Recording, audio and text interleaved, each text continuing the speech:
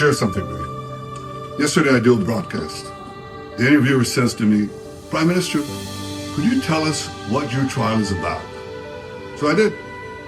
And I was flooded with a deluge of responses of people who said, wow, we didn't know. So I thought I'd let you know too. I'm accused of receiving favorable press coverage from a second-rate internet site.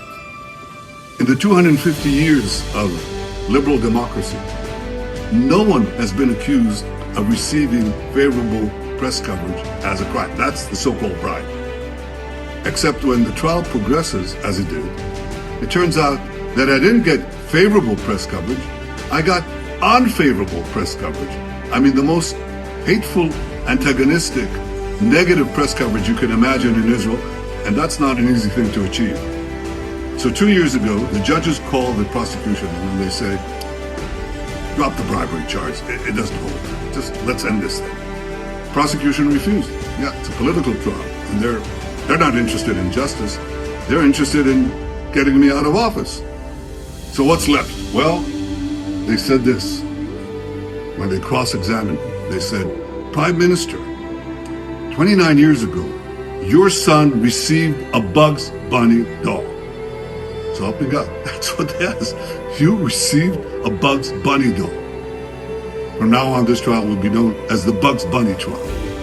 And you also received cigars from a friend. That's what I'm being charged with. Now, this is absurd. And of course, this trial is just going on and on and on. 6 years of bogus investigations on these idiotic charges. And the trial now has been going on for 4 years. And it's expected to go on for another 2 to 3 years. I have to go into trial. I got to sit down when I tell you this, okay? I have to go 3 times a week, 8 hours per day to discuss this nonsense. Now, it's funny. It's comedic. I was the champion debater in my high school, so it's a farce. But this farce is causing the country a lot. There are big things to do. There are peace treaties to get.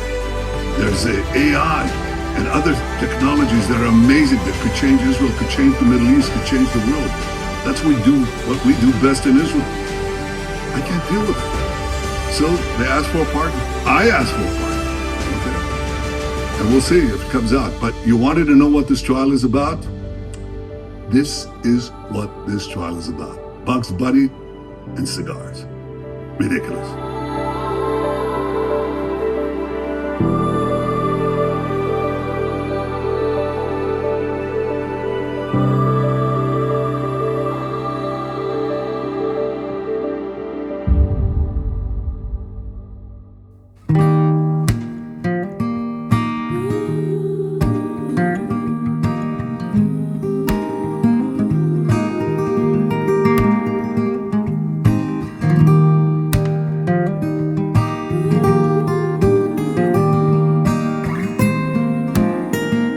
But have you considered that it could be deeper, that there was somebody who wanted you put away, that there may have been someone who wanted your company? Because to me, there is just overwhelming evidence that you were set up here. It looks to me like a modern day hit. I don't know who you upset. I don't know what they were after, but it just looks to me like a rigged system and they took you out. To me, it looks like it was just a show trial and the outcome was already determined before you even stepped into that courtroom. I do think that you stepped on somebody's toes. Like there's somebody's toes that you stepped on that you may not have been aware of when you were in Hollywood because you had a lot of power.